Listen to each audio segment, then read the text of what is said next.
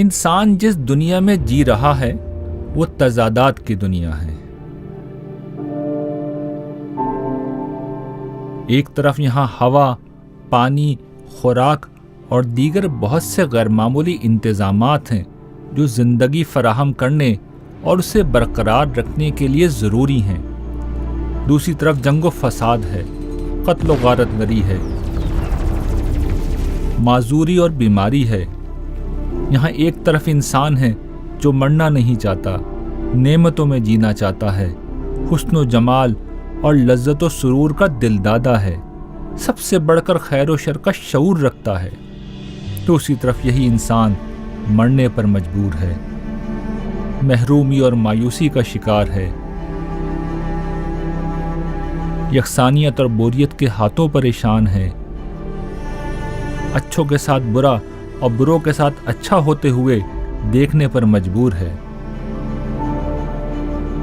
تضادات کی اس دنیا میں اگر آسمانی رہنمائی نہ ہو تو اس دھرتی پر انسان کی کہانی سے زیادہ بے معنی کہانی کوئی نہیں۔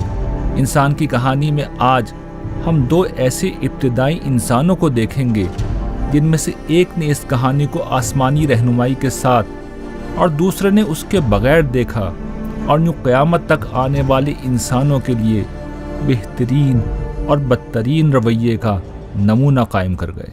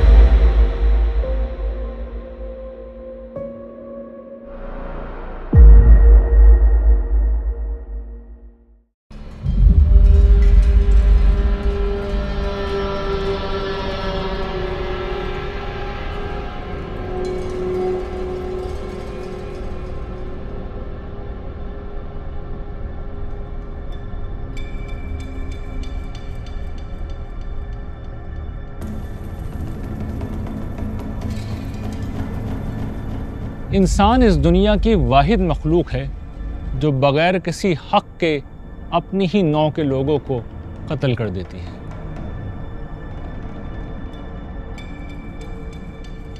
ایسے قاتل بارہا قانون کی دسترس سے باہر رہتے ہیں، اور ان مجرموں کو کبھی انسانی عدالت سزا سنا بھی دے تو مقتول اور اس کے گھر والوں کو پہنچنے والے نقصان کی تلافی کیسے ہو سکتی ہے؟ یہ سزا نہ مقتول کو زندہ کر سکتی ہے اور نہ اس کے بچوں کو ان کا باپ لوٹا سکتی ہے۔ انسان کا کمال یہ ہے کہ اس نے جنگ کی شکل میں منظم قتل عام کا ذریعہ بھی ایجاد کر رکھا ہے، جس میں لاکھوں لوگ مر جاتے ہیں۔ مارنے والوں کو ان کی قومیں ہیرو قرار دے کر ان کی تعظیم کرتی ہیں۔ ہزاروں لاکھوں برس سے انسان ایسا ہی ہے۔ یہ صورتحال کسی بھی حساس انسان کو بہت مایوس کر سکتی ہے، لیکن قرآن مجید آدم علیہ السلام کے دو بیٹوں کی داستان سناتا ہے جو ایسی مایوس کن صورتحال میں جینے کا حوصلہ بھی دیتی ہے اور درست لائحہ عمل بھی بیان کرتی ہے۔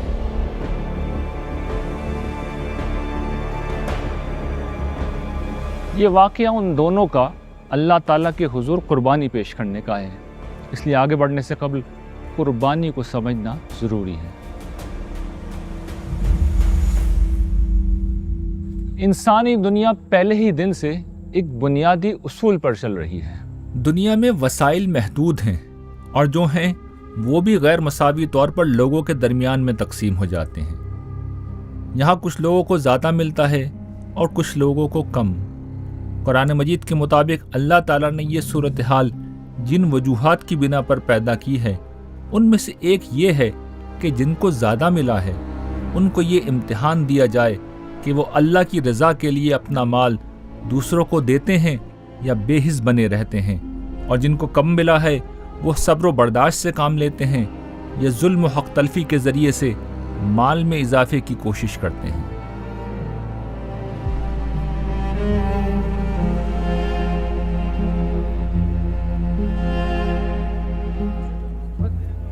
زیادہ پانے والوں کو یہ حکم دیا گیا ہے کہ وہ اپنا مال اللہ کی راہ میں پیش کریں۔ یہ مال غریبوں اور ضرورت مندوں میں تقسیم کر دیا جاتا ہے۔ قربانی اس اصول کی سب سے پہلی عملی شکل تھی۔ اس میں دو چیزیں جمع ہیں، ایک اس کا مقصد اور حقیقت جس میں انسان علامتی طور پر اس بات کا اظہار کرتا ہے کہ اس کا مال اور جان اسے سب کچھ دینے والی اپنے خالق و مالک کے لیے وقف ہے، اور دوسرا اس کا نتیجہ کہ بھوکوں کو کھانا کھلایا جائے اور غریبوں کی مدد کی جائے۔ انسان کے دشمن شیطان کی کوشش ہوتی ہے کہ وہ انسانوں میں غربت کا خوف پیدا کر کے انہیں مال خرچ کرنے سے روکے، لیکن خواہشات کی تسکین کے لیے انہیں مال خرچ کرنے پر وہ خوب اکساتا ہے۔ شیطان تمہیں تنگ دستی سے ڈراتا اور خرچ کے لیے بے حیائی کی راہ سجاتا ہے، اور اللہ اپنی طرف سے تمہارے ساتھ مغفرت اور فضل کا وعدہ کرتا ہے، اور اللہ بڑی وسعت اور بڑا علم رکھنے والا ہے۔ حضرت آدم کے جن دو بیٹوں کے قربانی پیش کرنے کا واقعہ قرآن مجید بیان کرتا ہے، ان کے نام حابیل اور قابیل بیان کیے جاتے ہیں، لیکن یہ واقعہ صرف دو افراد ہی کا واقعہ نہیں، بلکہ یہ دو کردار بھی ہیں جو یہ بتاتے ہیں کہ خواہش اور انا کے حصار میں گھرے انسان کس طرح شیطان کا نشانہ بنتے ہیں، اور اس کے بالمقابل نیک لوگوں کا رویہ کس طرح خدا خوفی پر مبنی ہوتا ہے۔ قابیل اور حابیل کا نام تو قرآن میں نہیں آیا، البتہ سورۃ المائدہ میں وہ واقعہ آیا ہے کہ قابیل نے حابیل کو قتل کیا، اور اس کی جو تفصیلات ہیں وہ ہمیں نہیں بتائی گئی، صرف اتنا بتایا گیا کہ قربانی تھی، قابیل کی قربانی اللہ نے قبول نہیں کی، حابیل کی قبول ہوگی، وہ جیلسی کا شکار ہو گیا۔ حابیل نے اللہ کی راہ میں اپنے بہترین جانور اللہ کے حضور پیش کیے، اور قابیل نے بمشکل چند پھل پیش کر کے بس اپنا بوجھ اتارنے کی کوشش کی۔ حابیل کی قربانی قبول ہو گئی اور قابیل کی قبول نہیں ہوئی۔ قابیل انانیت، حسد اور غصے کی آگ میں بھڑک اٹھا اور حابیل کو قتل کی دھمکی دے ڈالی۔ انہیں آدم کے دو بیٹوں کا قصہ سناؤ۔ ٹھیک ٹھیک، جب ان دونوں نے قربانی پیش کی تو ان میں سے ایک کی قربانی قبول کر لی گئی اور دوسرے کی قبول نہیں کی گئی۔ پھر جس کی قربانی قبول نہیں کی گئی اس نے کہا میں تجھے مار ڈالوں گا۔ حضرت آدم چونکہ نبی تھے، اس لیے ممکنہ طور پر یہ اطلاع ان کے ذریعے سے ان کے بیٹوں کو پہنچا دی گئی ہوگی، یا پھر کوئی اور علامت مقرر ہوگی جس سے اس بات کا اظہار ہو جاتا ہوگا کہ کس کی قربانی قبول ہوئی اور کس کی نہیں ہوئی۔ اس اطلاع کا مقصد غالباً یہ تھا کہ جن لوگوں نے زیادہ جذبے اور خوش دلی سے اپنا مال اللہ کے لیے خرچ کیا ہے، لوگ ان کی پیروی میں زیادہ سے زیادہ مال اللہ کے حضور پیش کریں، اور اس طرح محروم انسانوں کی مدد کا جذبہ عام ہو۔ مگر اس کا ایک دوسرا نتیجہ وہ بھی تھا جو شیطان کے معاملے میں نکلا تھا کہ آدم علیہ السلام کی برتری نے اس کی انا کو مجروح کیا اور وہ سرکشی و بغاوت پر آمادہ ہو گیا تھا۔ اسی شیطان نے اپنا زہر قابیل کے اندر الٹ دیا، اور اس نے اپنے اخلاص اور عمل کی کمی کو دیکھنے کے بجائے حابیل کی قبولیت کو اپنی تذلیل سمجھا اور حسد میں آ کر اس کے قتل پر آمادہ ہو گیا۔ قابیل کی دھمکی پر حابیل نے اسے جو جواب دیا وہ بڑا عارفانہ تھا۔ اللہ تو اپنے انہی بندوں کی قربانی قبول کرتا ہے جو اس سے ڈرنے والے ہوں۔ حابیل کی یہ بات بہت سلیقے کے ساتھ قابیل کو توجہ دلانے کا عمل تھا کہ اللہ تعالیٰ کی ذات ہر فیصلہ عدل اور میرٹ پر کرتی ہے۔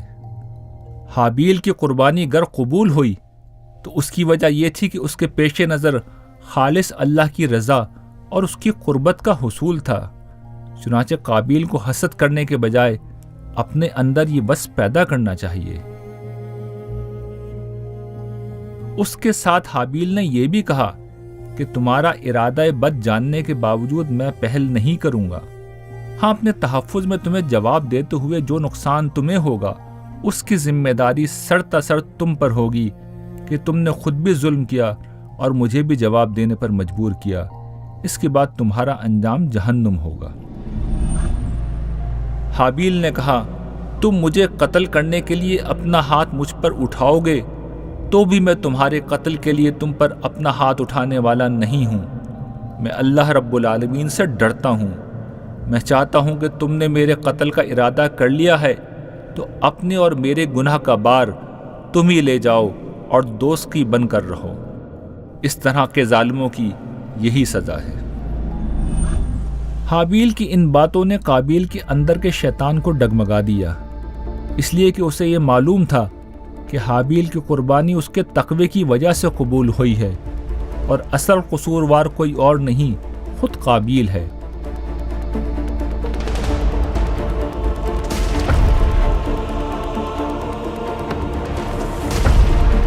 مگر اس کے نفس میں موزن حسد، تکبر اور غصے کے جذبات نے اس کے ضمیر کا گلا گھونٹ دیا۔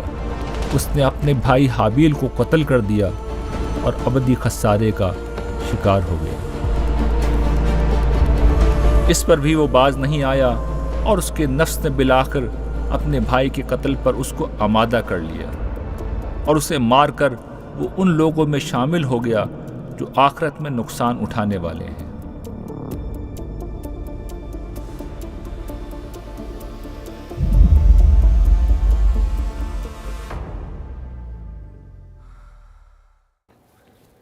اس واقعے سے ہمیں یہ معلوم ہوتا ہے کہ جب کوئی شخص برائی کی راہ پر چل پڑتا ہے تو اس پر برائی کے راستے مزید کھول دیے جاتے ہیں۔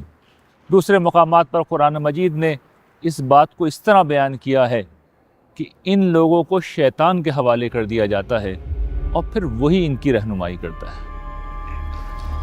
قابیل نے اپنے بھائی کو قتل تو کر دیا مگر اپنے جرم کا نشان نہیں مٹا سکا تھا۔ اتنے میں ایک کوا آیا اور وہ زمین کھودنے لگا۔ اسے دیکھ کر قابیل کو اپنے بھائی کی لاش چھپا کر جرم کا نشان مٹانے کا طریقہ سمجھ میں آ گیا اور وہ اس بات پر نادم ہوا کہ اس میں کوے جتنی عقل بھی نہیں ہے۔ پھر اللہ نے ایک کوے کو بھیجا جو زمین کھودنے لگا تاکہ اس کو بتائے کہ وہ اپنے بھائی کی لاش کس طرح چھپائے۔ یہ دیکھ کر وہ بولا، ہائے میری کم بختی، میں اس کوے جیسا بھی نہ ہو سکا کہ اپنے بھائی کی لاش ہی چھپا لیتا۔ سو اس پر وہ بے حد شرمندہ ہوا۔ قرآن مجید کی آخری بات یہ بتاتی ہے کہ برائی میں گھر جانے والوں کا ضمیر کس درجے مردہ ہو جاتا ہے۔ انہیں اپنے بے گناہ بھائی کو قتل کرنے پر کوئی شرمندگی نہیں ہوتی ہے تو اس بات پر کہ اپنے جرم کا نام و نشان مٹانے کا طریقہ وہ ایک کوے سے سیکھ رہے ہیں۔ قابیل کے ہم قبیلہ لوگ آج تک پیدا ہو رہے ہیں۔ اس کے نتیجے میں انسان کی تاریخ ظلم، سرکشی، قتل و غارت گری اور خونی جنگوں کی تاریخ بن چکی ہے۔ خدا نے قتل و غارت گری اور ظلم کو روکنے کے لیے انسانی جان کی حرمت کو ہر چیز سے زیادہ بلند قرار دیا ہے۔ ایک انسان کے قتل کو پوری انسانیت کا قتل قرار دیا، جان کے بدلے میں جان کا اصول دیا، مگر تاریخ فرشتوں کے اس اندیشے کی تائید کرتی ہے کہ انسانی اختیار جب بھی خواہش اور انانیت کے ہاتھوں بے لگام ہوتا ہے تو ظلم و فساد اور خونریزی کا سلسلہ پھیلتا چلا جاتا ہے۔ اس ظلم و فساد کو دیکھ کر بہت سے لوگ یہ نتیجہ اخذ کرتے ہیں کہ یہاں کوئی خدا نہیں جو عدل و انصاف قائم کرے۔ انسان بس ایک ترقی یافتہ جانور ہے جو قتل کرنے میں جانوروں سے زیادہ ماہر ہے۔ تاہم قرآن مجید اس طرح کے واقعات کو دیکھنے کا ایک دوسرا زاویہ ہمارے سامنے رکھتا ہے۔ اگر قابیل جیسے لوگوں کا شر، ظلم اور فساد نہ ہو تو حابیل جیسے کرداروں کی عظمت بھی واضح نہیں ہو سکتی۔ حابیل کی خدا خوفی اسی وقت پوری طرح نمایاں ہوتی ہے جب یہ سمجھ میں آ جاتا ہے کہ اسے بھی قابیل کو قتل کرنے کا اختیار تھا، جو اس نے پہل کر کے استعمال نہیں کیا۔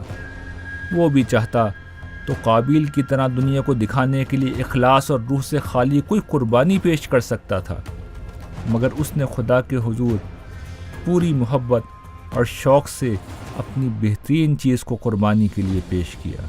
حابیل اور اس جیسے لوگوں کا یہی وہ رویہ ہے جو روز قیامت تمام مخلوقات کے سامنے یہ حقیقت ثابت کر دے گا کہ جن لوگوں کو کائنات کی بادشاہی دی جا رہی ہے وہ واقعی اس قابل ہیں کہ انہیں یہ مقام دیا جائے۔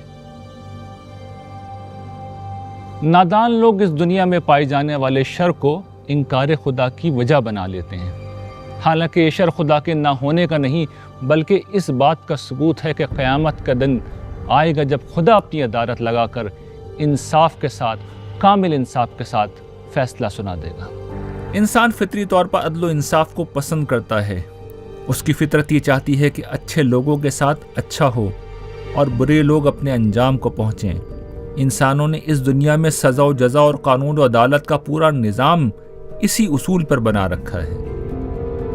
یہ پورا نظام انسانی فطرت میں موجود خیر و شر کے تصور پر مبنی ہے، مگر دوسری طرف یہ بھی حقیقت ہے کہ دنیا میں بارہا کوئی حابیل مظلومانہ قتل ہو جاتا ہے اور قابیل کو سزا نہیں ملتی۔ قابیل کو سزا مل بھی جائے تو حابیل کی جان تو واپس نہیں آ سکتی۔ کتنے ہی حابیل ہیں جو اپنی نیکیوں کا بدلہ پانے کے بجائے اپنی نیکی کی قیمت ادا کرتے ہیں۔ انسانی ضمیر اس صورتحال پر یہ تقاضا کرتا ہے کہ ایک دن ایسا ہونا چاہیے جب مکمل سزا جزا اور انصاف ہو۔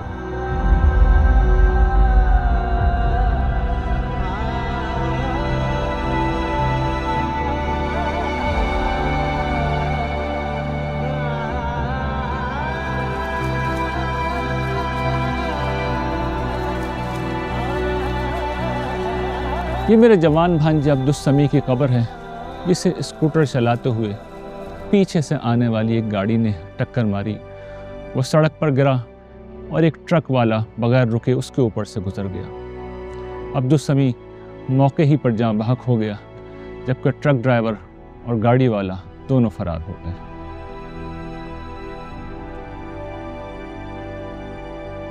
میری والدہ یہ صدمہ برداشت نہ کر سکیں اور کچھ ہی عرصے میں ان کا بھی انتقال ہو گیا۔ یہ ان کی قبر ہے۔ عبدالسمیع میڈیا سائنس کا اسٹوڈنٹ تھا۔ اس نے میرے ساتھ مل کر ایک اصلاحی ڈرامہ پھر فرض کیجئے بنایا تھا۔ میرا ارادہ تھا کہ اس کی تعلیم مکمل ہو جائے گی تو ہم مل کر ایسے بہت سے کام کریں گے۔ آج وہ زندہ ہوتا تو انسان کی کہانی کی ٹیم کا حصہ ہوتا۔ میں نے کبھی خواب میں بھی یہ نہ سوچا تھا کہ عبدالسمیع انسان کی کہانی کا حصہ اس طرح بنے گا۔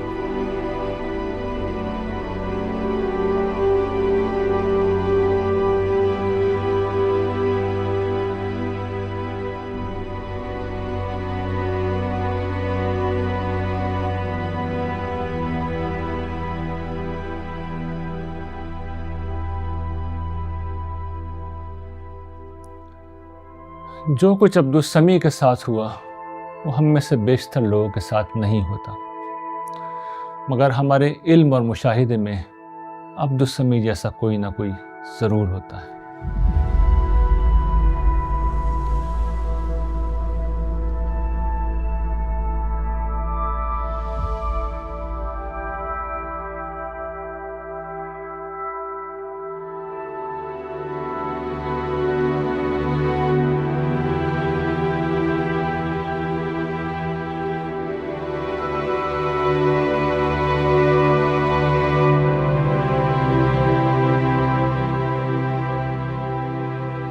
ہم جوان ہوں یا بوڑھے اکثر اپنے کام مکمل کیے بغیر دنیا سے رخصت ہو جاتے ہیں۔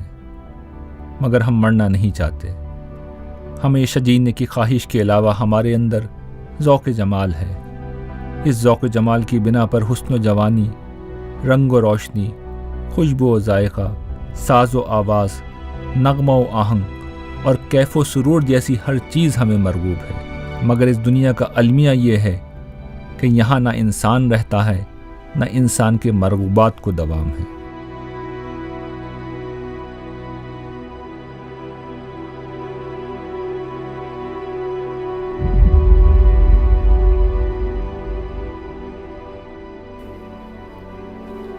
فطرت انسانی کی اسی طلب کے جواب میں قرآن مجید آتا ہے اور انسانی المیہ کو امید سے بدل دیتا ہے۔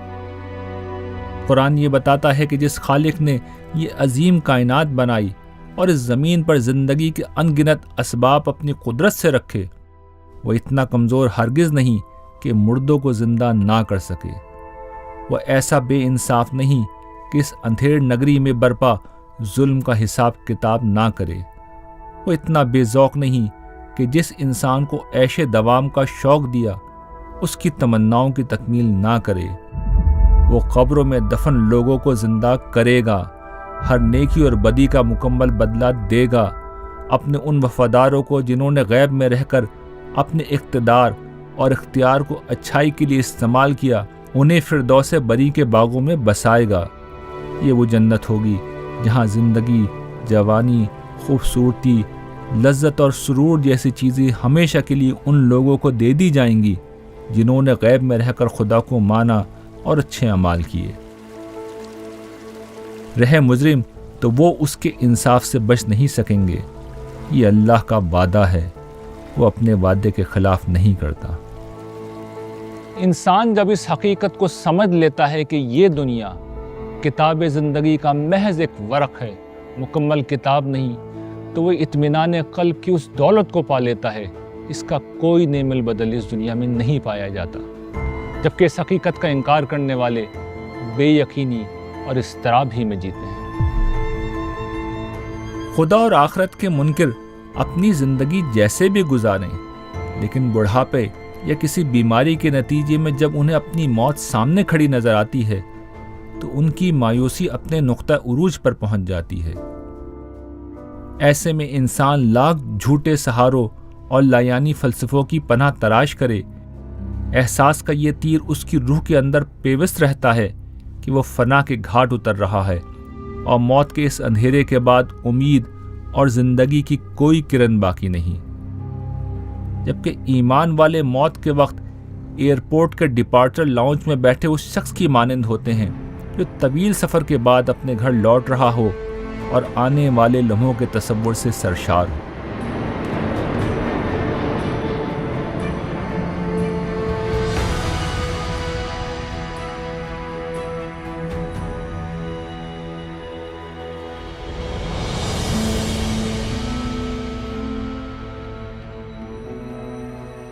جو لوگ خدا کو نہیں مانتے وہ کہتے ہیں کہ یہ خیالی پلاؤ، جھوٹی امیدیں اور خالی تمنائیں ہیں۔ انسان کی کہانی میں ہم دیکھیں گے کہ ایسا ہرگز نہیں ہے۔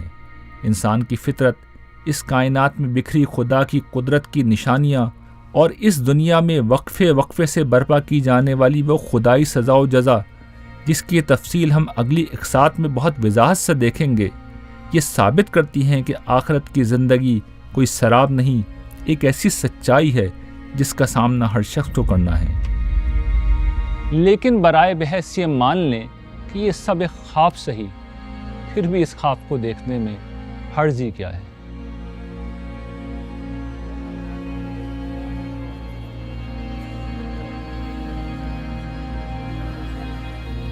اس خواب کو دیکھنے والے لوگ اپنے ایمان کی بنا پر بدترین حالات میں بھی مایوس نہیں ہوتے۔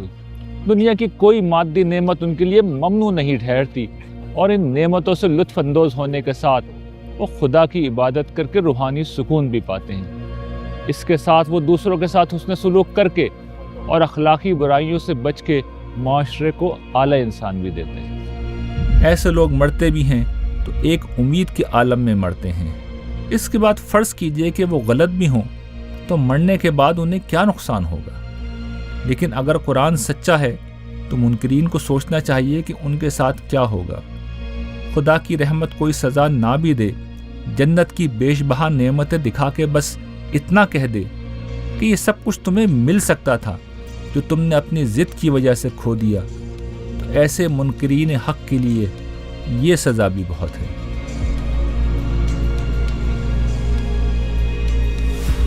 سادہ منطق کے تحت بھی ماننے والوں کی زندگی اور موت منکروں سے کہیں زیادہ بہتر ہوتی ہے۔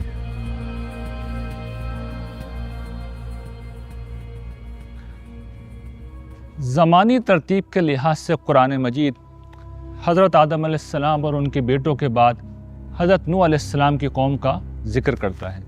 تاریخی طور پہ ہم ان کے زمانے کو متعین تو نہیں کر سکتے، لیکن اندازاً کہہ سکتے ہیں کہ حضرت آدم سے لے کر حضرت نوح تک ایک طویل عرصہ گزر چکا تھا۔ تاریخ اور اینتھروپولوجی کے علم سے اندازہ ہوتا ہے کہ اس طویل مدت میں نسل انسانی پھیلتی چلی گئی اور پوری دھرتی انسانوں کے تصرف میں آ گئی۔ یوں بستیاں، شہر اور تمدن وجود میں آیا، مگر انسان نے تمدنی طور پر جتنی ترقی کی اتنا ہی وہ خدا سے دور ہوتا چلا گیا۔ نعمتوں کی کثرت اور تمدن کے فروغ کے ساتھ شرک بھی دنیا بھر میں پھیلتا رہا۔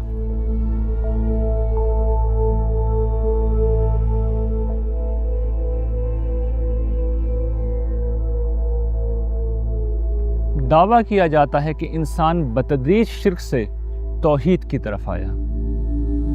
اپنے نقطہ نظر کے حق میں نہ ماننے والوں کے پاس صرف یہی ایک استدلال ہے کہ زمانہ قبل اس تاریخ میں انہیں شرک کے کچھ آثار ملے ہیں اور توحید کا کوئی اثر نہیں مل سکا۔ مگر سوال یہ ہے کہ توحید کے آثار مل بھی کیسے سکتے تھے؟ یہ بڑا پیارا سوال ہے کہ جی توحید کے آثار نہیں ملتے، شرک کے ملتے ہیں۔ دیکھیں توحید کے آثار یہ ہوتے ہیں کہ شرک کے آثار نہ ہوں، ٹھیک ہے، یعنی شرک ایک وجودی چیز ہے، توحید وجودی چیز نہیں ہے۔ بت پرستی تو ہمیں ملے گی، جہاں بت پرستی کی مخالفت نہیں تھی تو وہاں بت نہیں ہے، وہاں کوئی توحید کی علامتیں تھوڑی ہمیں ملیں گی وہاں جا کے۔ بت پرستی بھی چونکہ بہت پہلے سے ہوتی رہی ہے اس لیے ہمیں بت بھی نظر آتے ہیں۔ توحید تو یہ تھی کہ جہاں بت نہیں ہے تو وہاں توحید ہی توحید ہے۔ انبیاء کے دین میں نہ کبھی کسی مخلوق کی کوئی پرستش ہوئی کہ اس کا کوئی اثر باقی رہ جاتا، نہ خدا کا کوئی بت بنانے کی اجازت کبھی دی گئی کہ خدا کا بت کہیں سے دریافت ہو جاتا اور توحید کے اثار کے طور پر پیش کیا جا سکتا۔ باقی رہا شرک کا فروغ، تو اس کا فروغ اس بات کا ثبوت نہیں کہ انسانیت کا آغاز مشرکانہ مذاہب سے ہوا۔ یہ شیطان کے اس چیلنج کا نتیجہ ہے جس میں اس نے توحید کو خاص طور پر اپنا نشانہ بنایا ہے۔ ایک سوال یہ پیدا ہوتا ہے کہ لوگوں نے خدا کو ایک ماننے کے باوجود اس کے ساتھ دیگر ہستیوں کو شریک کیوں ٹھہرایا؟ کیوں ایک خدا کے فطری اور عقلی تصور کو قبول نہیں کیا؟ اس کی بنیادی وجہ تو شیطان کا وہ مشن ہے جس میں وہ انسانوں کو خدا کی بندگی کی سیدھی راہ سے ہٹا کر اس کی نافرمانی میں مبتلا کرتا ہے۔ شیطان کے اس مشن میں بہت سی انسانی کمزوریوں نے اس کی مدد کی اور وہ ہر دور میں لوگوں کو شرک میں مبتلا کرتا رہا۔ دوسری وجہ انسان کا کسی غیبی تصور کے مقابلے میں نظر آنے والی چیزوں سے زیادہ مانوس ہونا ہے۔ خدا نظر نہیں آتا اور اس کا بت بنانے کی ہمیشہ سے ممانعت رہی ہے، لیکن مخلوق نظر بھی آتی ہے اور اس کے بت بھی بنائے جا سکتے ہیں۔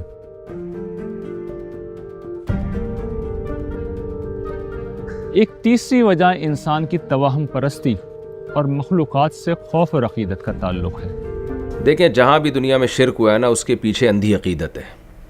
جیسے نوح علیہ السلام کے بارے میں روایات میں آتا ہے، ان کی قوم میں جو 5 بتوں کی عبادت ہوئی ہے جس کا سورہ نوح میں تذکرہ ہے، ودًا ولا سواع ولا یغوث ویعوق ونسرا، ود سواع یغوث یعوق نصر، یہ 5 بزرگ تھے، اصل میں اہل اللہ تھے، اللہ کی عبادت کرتے تھے۔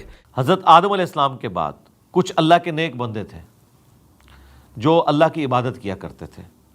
جب فوت ہو گئے تو لوگوں نے ان کی یاد میں وہاں پتھر رکھنے شروع کر دیے کہ چلیں ہم تو گناہ گار ہیں لیکن ہم ان نیک بندوں کو یاد کیا کریں گے۔ ان کے دنیا سے جانے کے بعد لوگوں نے کہا یار اتنے بڑے بزرگ دنیا سے چلے گئے تو یہ تو گویا اللہ کی نافرمانی ہے کہ ہم ان بزرگوں کی کوئی کچھ ان کو الگ سے پروٹوکول نہ دیں. تو اللہ والوں سے محبت تو ایمان کی علامت ہے. تو اللہ والوں سے محبت کرتے کرتے ان کی پتلے بنا دیے اور پھر ان کے سامنے جھکنا شروع کر دیا, پھر انہیں سے مرادیں مانگنا شروع کر دیں, جو آج ہو رہا ہے مزاروں پہ. ہم لاکھ بتاتے رہے مسلم شریف میں حدیث ہے قبروں پہ عمارتیں مت بنانا, قبروں کو پکا مت کرنا. وہ کہتا نہیں ہم بنائیں گے عمارتیں کیونکہ یہاں سے ہمیں جذبہ ملتا ہے. پھر آہستہ آہستہ اگلی نسل آئی تو انہوں نے ان پتھروں کو تراشنا شروع کر دیا, پھر اس پہ تصویریں بنانا شروع کر دی, حتیٰ کہ وہ ماڈل بن گئے ان کے. اور وہ 5 بت تھے جس کا ذکر سورہ نوح میں اللہ تعالیٰ نے کیا ہے, قوم نوح جن کی پوجا کیا کرتی تھی. ہر شرک کے پیچھے یہ اندھی عقیدت ہے. تو اس اندھی عقیدت نے انسان کو مشرک بنایا ہے. زیادہ بڑی وجہ شرک ہی ہے.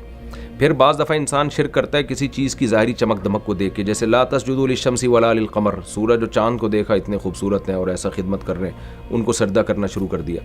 تو یہ چیزیں بنیاد بنی ہیں شرک کی. یہ پہلا سلسلہ تھا جو شروع ہوا. پھر اللہ تبارک و تعالیٰ نے ان کی اصلاح کے لیے حضرت نوح علیہ السلام کو بھیجا.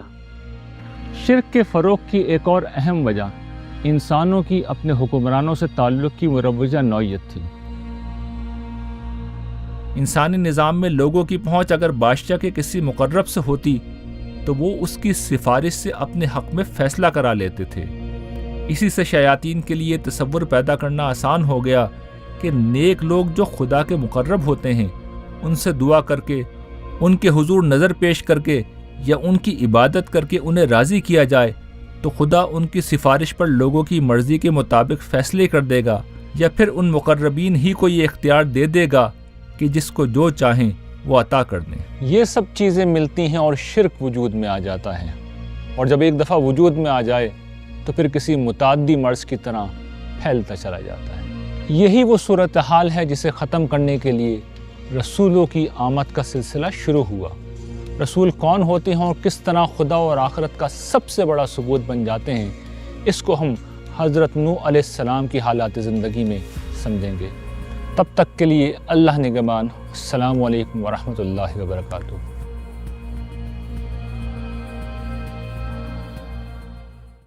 سنا ہے ابھی وہیں میرے انتظار میں ہے, سنا ہے ابھی وہیں میرے انتظار میں ہے, جہاں سے تو نے کہا تھا مجھے یہاں سے نکل, جہاں سے تو نے کہا تھا مجھے یہاں سے نکل, جہاں سے تو نے کہا تھا مجھے یہاں سے نکل, میں اپنی ذات سے نکلوں, میں اپنی ذات سے نکلوں, تو